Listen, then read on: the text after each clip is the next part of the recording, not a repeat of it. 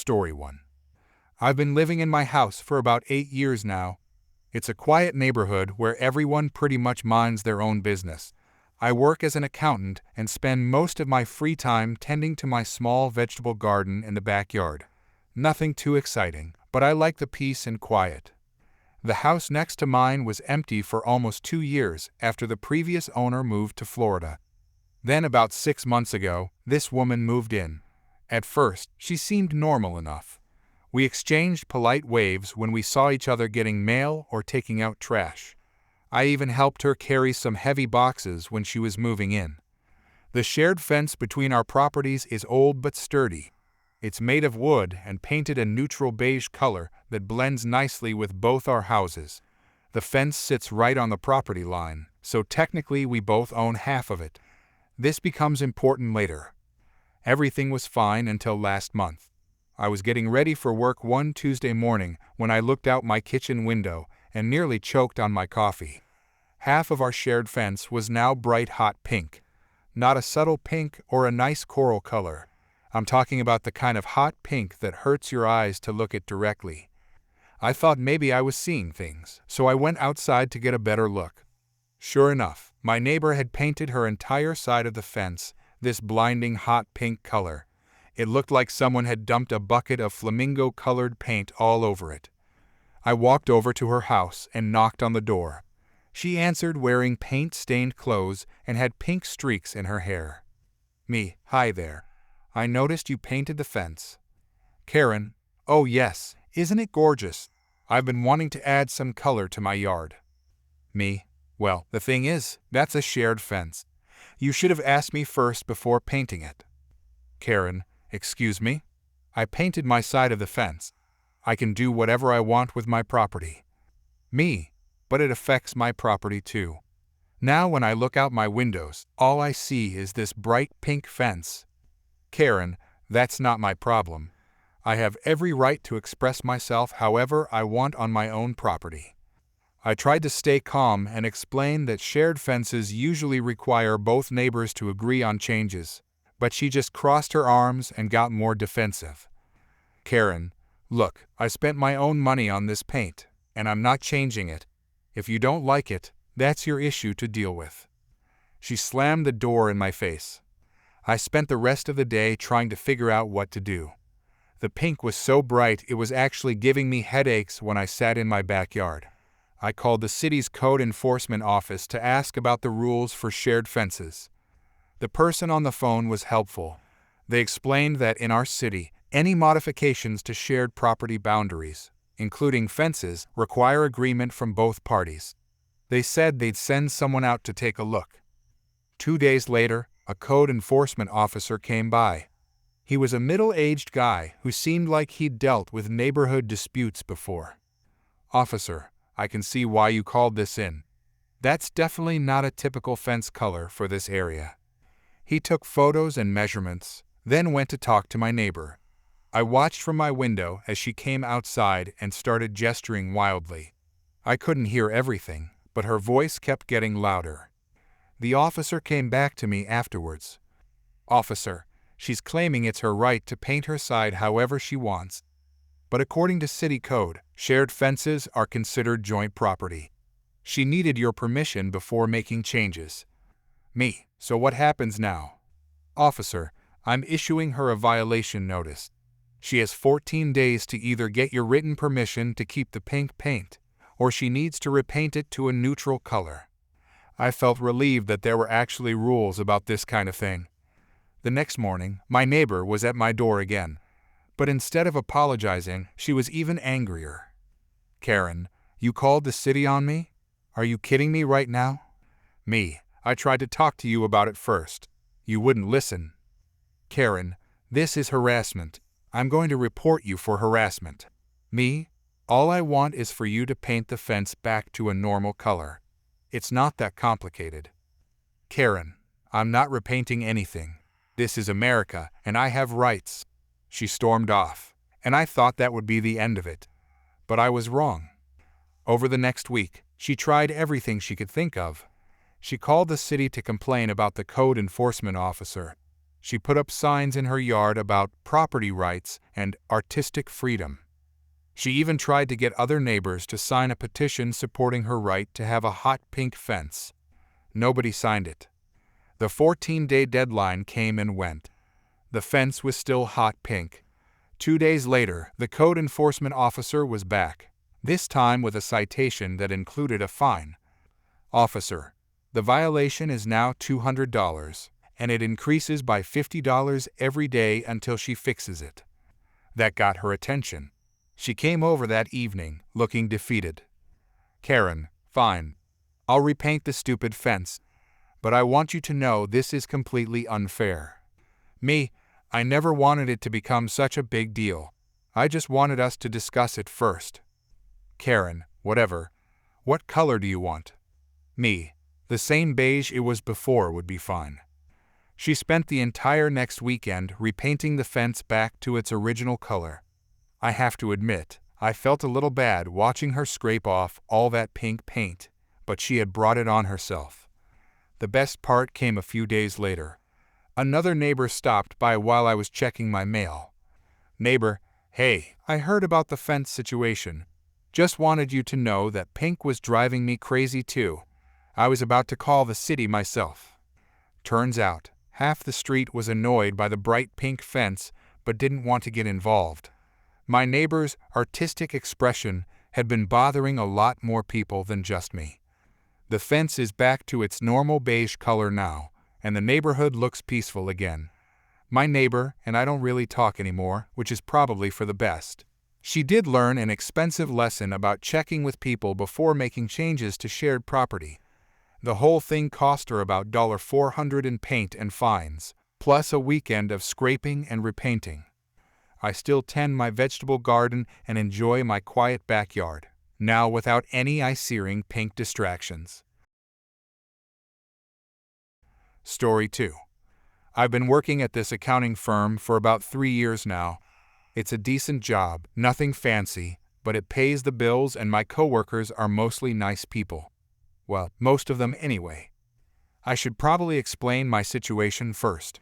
I have fibromyalgia, which is an invisible disability that causes chronic pain and fatigue. Some days are better than others, but on bad days, even simple tasks can be exhausting. My doctor recommended I take short breaks throughout the day to help manage my symptoms, and my manager was really understanding about it. Human Resources documented everything properly, and I have all the accommodations I need under the Americans with Disabilities Act. The thing about invisible disabilities is that people can't see them. I don't use a wheelchair or crutches, so I look perfectly healthy from the outside. Most days I can hide the pain pretty well because I've gotten good at it over the years. But apparently that was a problem for one particular coworker. Karen had been with the company for about 5 years and thought that gave her some kind of authority over everyone else. She was the type of person who always had something to say about everything, and it was rarely pleasant. I tried to stay out of her way, but our desks were in the same area, so avoiding her completely wasn't possible. It started small. I'd get up to take one of my prescribed breaks, and I'd catch her rolling her eyes or making faces. Then she started making little comments under her breath. "Karen, some people have it so easy around here." I ignored it at first, hoping she'd get bored and move on to bothering someone else. But Karen wasn't the type to let things go. The comments got louder and more frequent. Whenever I'd get up to stretch or take a short walk around the building, she'd make sure everyone could hear her. "Karen, must be nice to get paid vacation time every hour." "Karen, I wish I could just walk around whenever I felt like it." "Karen, some people really know how to work the system." My other coworkers started noticing. A few of them knew about my condition because I'd mentioned it in casual conversation, but others didn't. I could see them looking confused, probably wondering what Karen was talking about. One day, about 2 months ago, things came to a head. I was having a particularly rough morning. The pain was worse than usual, and I was feeling pretty exhausted even though the day had just started. I decided to take a quick break and went to the break room to sit down for a few minutes. Karen followed me. "Karen, you know, I've been watching you for months now." "Me, Excuse me? Karen, all these little breaks you take. Walking around, sitting in here doing nothing. Do you think we're all stupid? Me? I don't know what you're talking about. Karen, oh please. You're obviously faking whatever this is. You look perfectly fine to me. I've seen you carry heavy boxes, I've seen you run to catch the elevator. But somehow you need special treatment. Me, I have a medical condition that's been documented with human resources. My breaks are approved accommodations. Karen, right, your mysterious condition that nobody can see. How convenient. You know what I think? I think you're just lazy and found a way to get out of doing real work. She was getting louder, and I could see other people in the hallway starting to look our way. I felt my face getting hot with embarrassment and anger. Karen, people like you make me sick. Taking advantage of real disabilities to slack off. There are people out there with actual problems, and you're here pretending to be sick for attention. Me, you don't know anything about my medical situation. Karen, I know enough. I know you're a faker and a liar, and I'm tired of watching you get special treatment while the rest of us do actual work. That's when our supervisor walked by and heard the commotion. Supervisor, is everything okay here? Karen, I was just pointing out that some people around here seem to think they deserve special privileges. Me, she's been harassing me about my medical accommodations. Supervisor, Karen, can I see you in my office, please? Karen, this is ridiculous. I'm just saying what everyone else is thinking. The supervisor looked uncomfortable and glanced at me apologetically before leading Karen away. I sat there shaking, partly from anger and partly because confrontation always makes my symptoms worse. I knew I had to report this officially. It wasn't the first time Karen had made comments, and I was tired of feeling uncomfortable at my own workplace. I went straight to Human Resources and filed a formal complaint. The Human Resources representative was very professional and took detailed notes of everything. They said they'd investigate thoroughly and get back to me within a week. Human Resources representative, we take these matters very seriously. No employee should feel harassed or discriminated against because of their medical conditions. True to their word, Human Resources completed their investigation within 5 business days. They interviewed several coworkers who had witnessed Karen's behavior, and apparently she didn't deny making the comments when they confronted her about it. Karen was called into a meeting with Human Resources and our supervisor. From what I heard through the grapevine, she was given 2 choices: complete mandatory sensitivity training about disabilities and workplace harassment, or be terminated immediately. I thought that would be the end of it. The training seemed like a reasonable solution, and maybe Karen would finally understand why her behavior was wrong. But Karen had other plans. The next morning, I came into work to find out that Karen had quit. She'd sent an email to our supervisor late the night before, saying she refused to be forced into ridiculous training for telling the truth. I figured that was that. Problem solved, right? Wrong. About a week later, one of my coworkers showed me Karen's Facebook post. She'd written this long rant about how she'd been forced out of her job for speaking up about workplace fraud. She claimed I was faking my disability to get special treatment and that the company was too scared of lawsuits to do anything about it. Karen's Facebook post: "Can't believe I lost my job for telling the truth about a coworker who's obviously faking a disability for attention. This company would rather protect lazy employees than hardworking ones. So disappointed in how backwards everything is these days." I was mortified. Even though she didn't use my name, anyone who knew us both could figure out who she was talking about. I worried that people would believe her version of events. But here's where the story gets satisfying. The comments on her post were not what she was expecting. Instead of sympathy and support, person after person called her out. One comment: "This sounds like workplace harassment. Maybe you should have minded your own business." Another comment: "You do realize invisible disabilities are real, right? Just because you can't see something doesn't mean it's not there." Someone else wrote, "I can't believe you're publicly complaining about getting in trouble for making fun of someone's medical condition. That's awful." Even her own family members were disagreeing with her in the comments. Her sister wrote, "I'm disappointed in you. This isn't the person I thought you were." Her mother commented, "You need to think about how your words affect other people before you speak." The post kept getting more negative responses throughout the day. People were sharing articles about invisible disabilities, explaining why her behavior was wrong, and generally not giving her the validation she was looking for. By the end of the week, Karen had deleted the post entirely, but screenshots had already been taken and shared, so the damage to her reputation was done. A few months later, I heard through mutual acquaintances that Karen was having trouble finding new employment. Apparently, word had gotten around in our industry about why she'd left her previous job. Our field is smaller than people think, and hiring managers talk to each other. Meanwhile, I'm still working at the same company. My accommodations continue to be respected, and my coworkers are more supportive than ever. Several of them apologized for not speaking up sooner when they witnessed Karen's behavior. The whole experience taught me the importance of advocating for myself and not just hoping problems will go away on their own. It also showed me that most people are decent and understanding when they know the facts.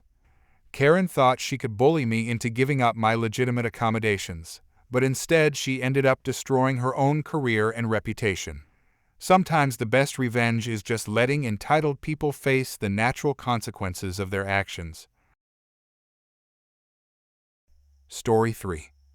I've been working at the Sunset Cinema for 3 years now. Started part-time during college to help pay for textbooks, and somehow ended up staying after graduation while I figure out my next move. It's not glamorous work cleaning theaters, refilling popcorn machines, dealing with sticky floors, and the occasional drunk customer. But the free movies and decent coworkers make it bearable. Last Friday was supposed to be a quiet night. We had the new superhero movie playing in our biggest theater, and it was the 9 p.m. showing. I was working the concession stand when this woman walked in. She looked like she was in her 40s, wearing an expensive-looking coat and carrying a designer purse. Right away, I could tell she was the type who thought the world revolved around her. She marched up to my counter and slammed her phone down. "Karen, I want a refund for this movie." Me, "I'm sorry, but did you already watch it? We usually don't give refunds after the show starts." Karen, "No, I haven't watched it yet. But I read spoilers online and I already know the ending is garbage. I want my money back now." I blinked at her, not sure I heard right. Me, "Ma'am, if you haven't seen the movie yet, maybe you should give it a chance. Sometimes the journey matters more than the destination." Karen, "Don't tell me what to do. I've been going to movies longer than you've been alive. This is terrible customer service." My manager wasn't around, so I explained that I couldn't process refunds without approval. She got even angrier and demanded to speak to someone in charge. When I told her the manager wouldn't be back for an hour, she stormed off toward the theater entrance. Me, "Ma'am, you still need a ticket to go in there." She just waved me off and kept walking. I called my coworker from the back to watch the counter while I followed her. The movie had already started about 20 minutes ago. The theater was pretty packed, maybe 60 or 70 people scattered throughout. I watched her march down the aisle and plop herself in a middle seat, right in the center section where she'd disturbed the most people. At first, she just sat there muttering to herself. I could hear complaints about the acting, the special effects, the plot. Other moviegoers started shushing her, but she ignored them. Then about an hour in, during what I knew was supposed to be a really emotional scene, she completely lost it. "Karen, this is such garbage. Why am I wasting my time with this trash?" The people around her turned to stare. A few people told her to be quiet. Random guy, "Hey lady, some of us are trying to watch the movie."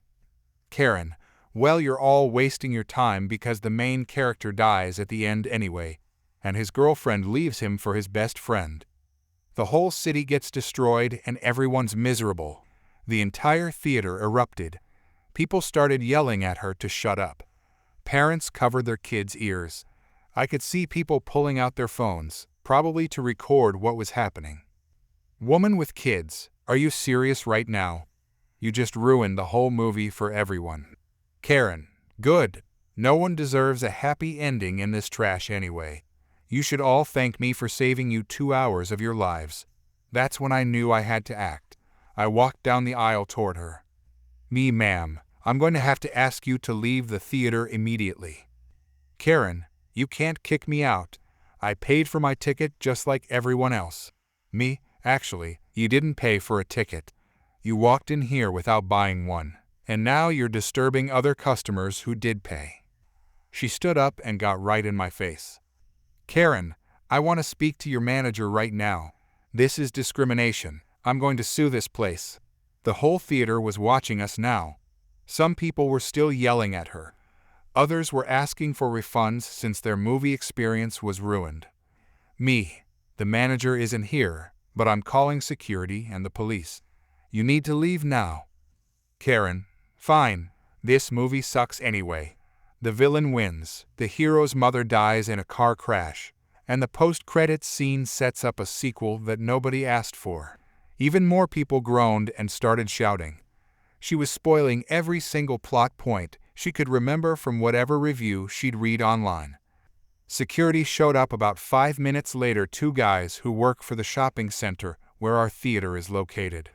By then, she was standing in the aisle yelling about how terrible modern movies were and how everyone in the theater had bad taste.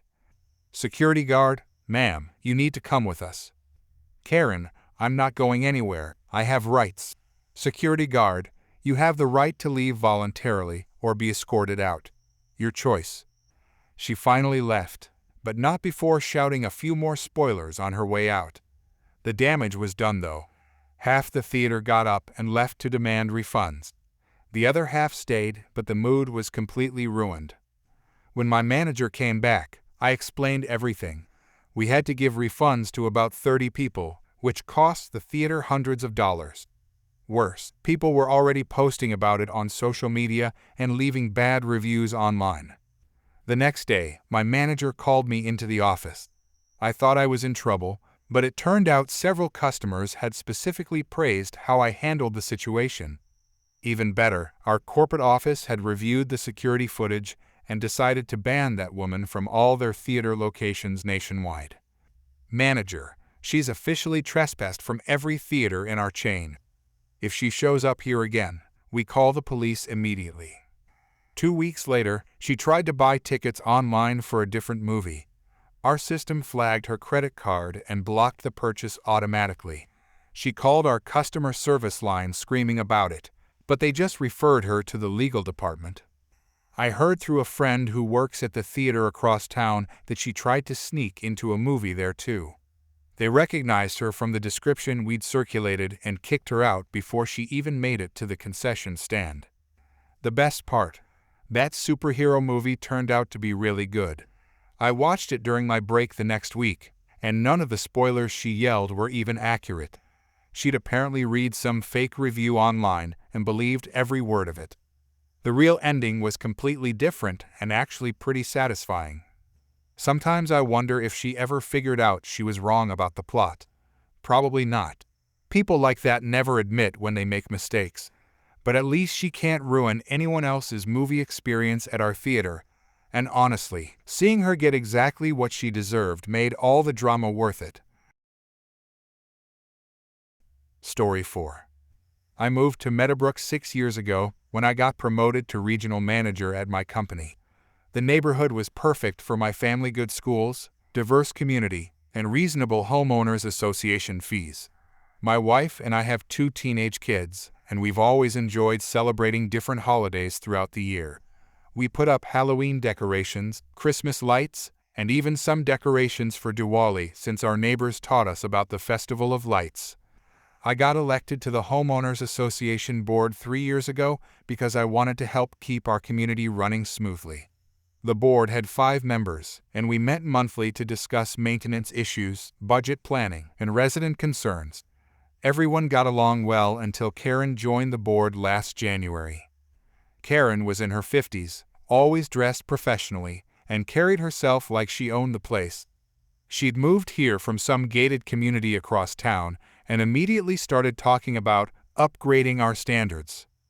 Her husband seemed nice enough, but he rarely spoke when she was around. The problem started in October. Our neighborhood has always been welcoming to different traditions, so you'd see Halloween jack-o'-lanterns next to homes with autumn harvest displays, and nobody minded. But Karen had different ideas. At our October board meeting, she brought up what she called inappropriate seasonal displays. Karen, I think we need to establish guidelines for holiday decorations. Some of the displays I'm seeing don't reflect our community values. Board member, what do you mean? The Halloween decorations look normal to me. Karen, I'm talking about the non-traditional displays.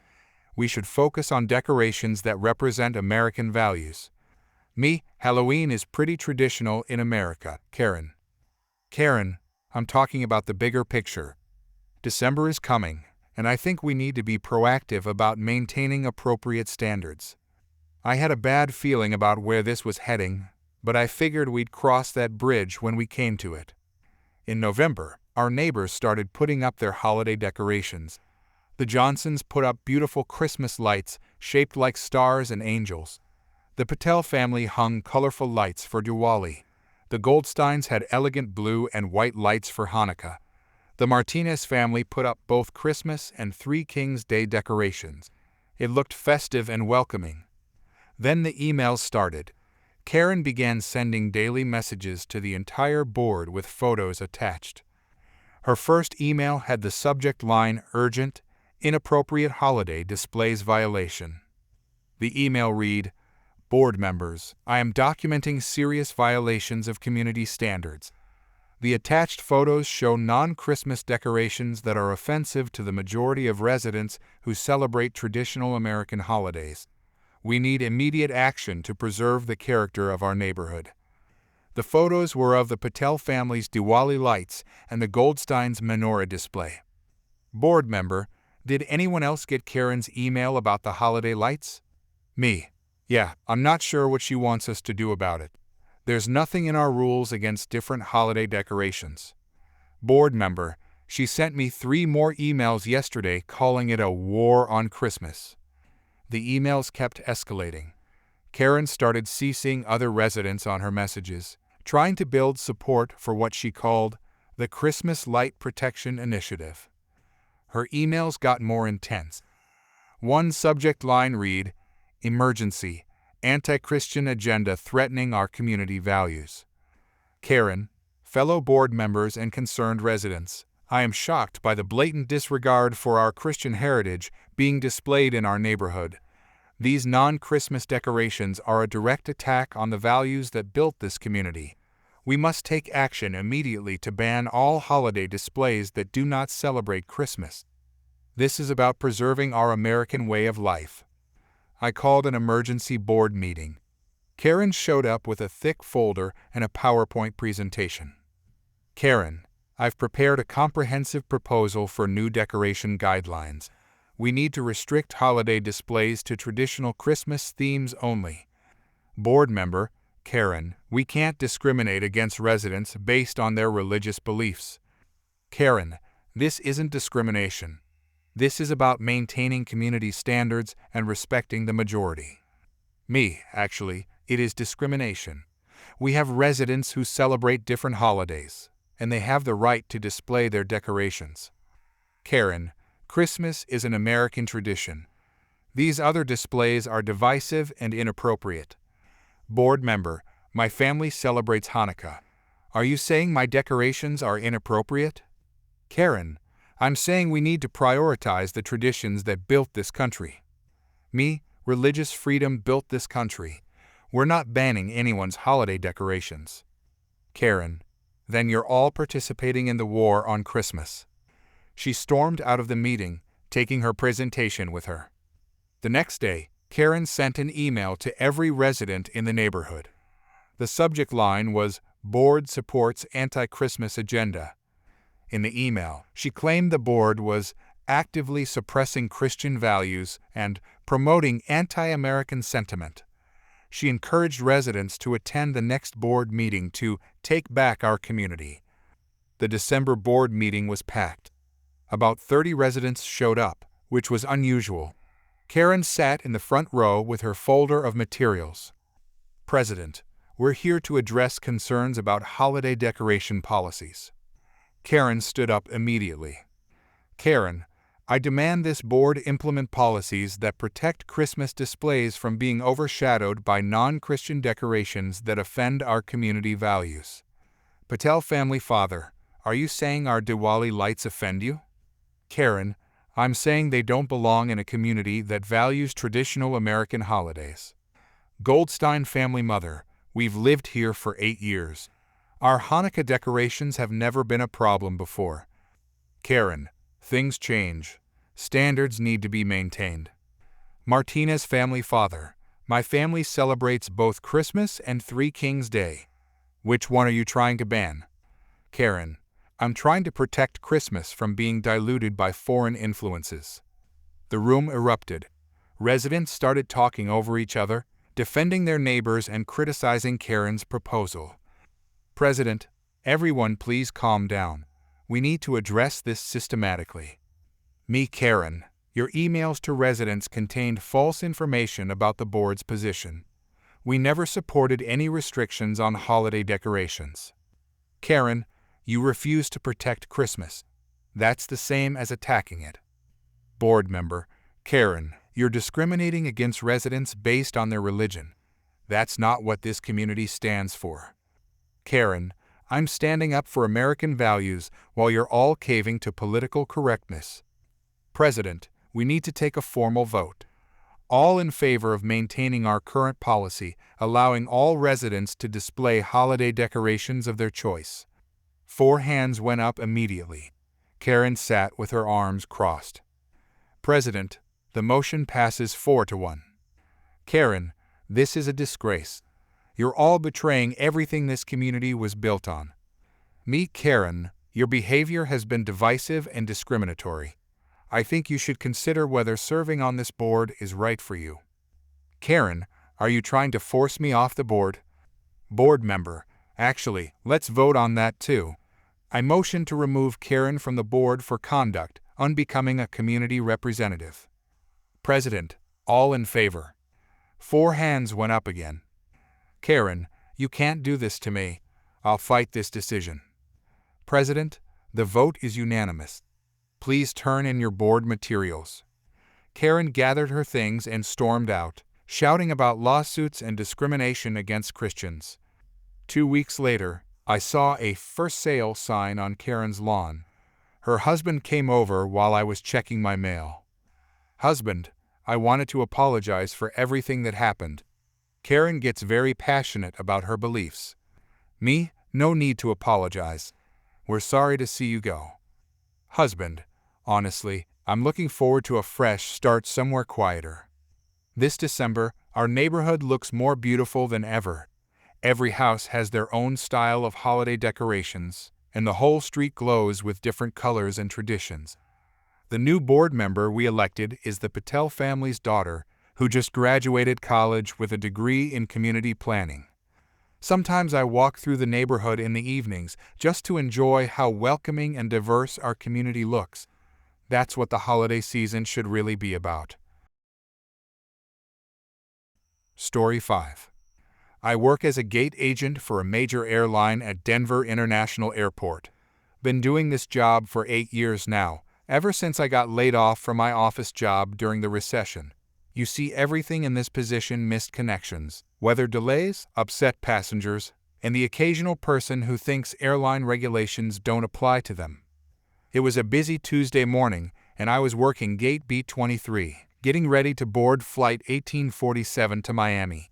Standard procedure, checking boarding passes, dealing with seat upgrades, the usual routine. That's when I saw her walking toward my gate.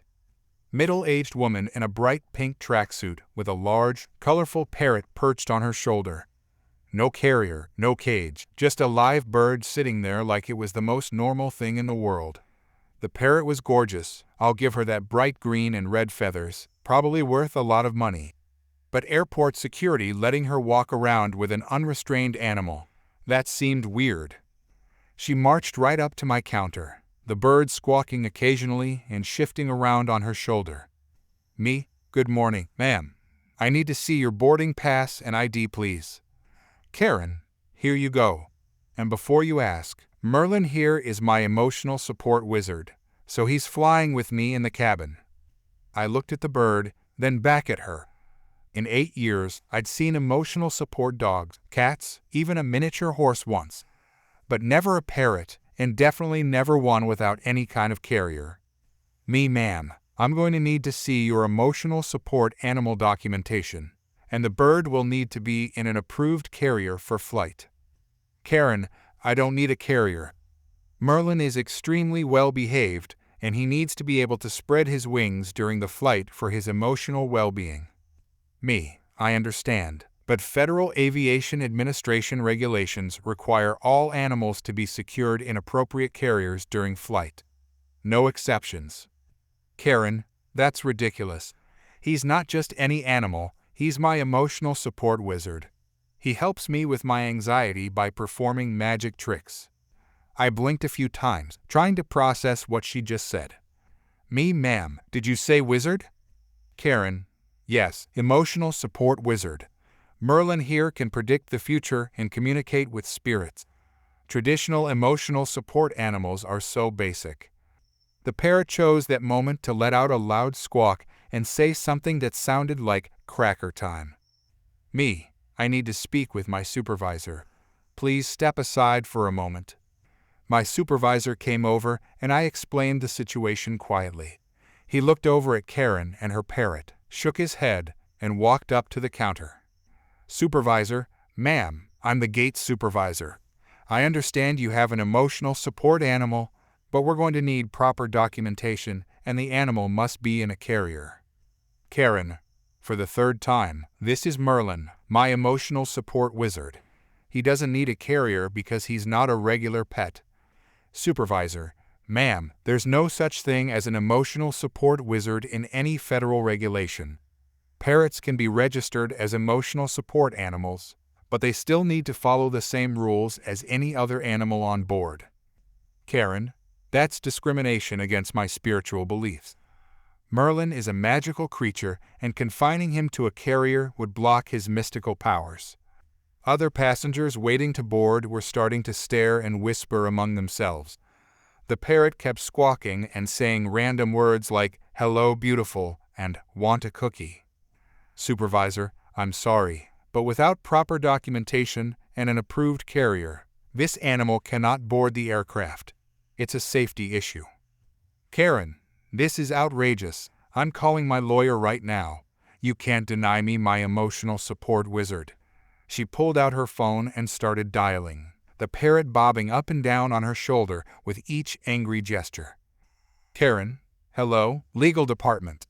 I need to sue this airline immediately for religious discrimination. My supervisor and I exchanged glances. This was clearly going nowhere fast. Supervisor, ma'am, you're welcome to pursue whatever legal action you feel necessary, but this bird is not getting on this plane today. Karen, you people have no idea who you're dealing with. I'm going to own this airline when I'm done with you. Merlin, tell them what's going to happen to them. The parrot looked around and squawked loudly before saying bye-bye in a surprisingly clear voice.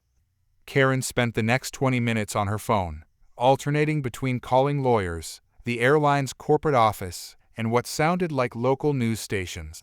She kept pointing at Merlin and insisting he was a certified wizard with supernatural powers. Meanwhile, we started boarding other passengers. People walked past her shaking their heads, some taking pictures with their phones. One little kid asked his mom if the pretty bird could really do magic tricks. Karen, I demand to speak to your manager's manager. This is a violation of my civil rights. Supervisor, ma'am, you've spoken to everyone you need to speak to. The decision is final. Security eventually showed up after she refused to leave the gate area. They were surprisingly patient with her, explaining the same regulations we'd already covered. The parrot seemed to be getting agitated by all the commotion and started squawking louder. Security officer, ma'am, you need to leave the secure area if you're not flying today. Karen, I am flying today, with my emotional support wizard. Security officer, not on this airline, you're not.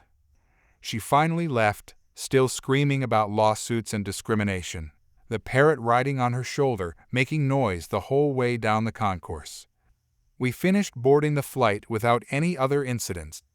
My supervisor told me later that she'd tried the same thing at 2 other gates that day. Apparently, this was her regular routine every few months. The parrot really was beautiful though.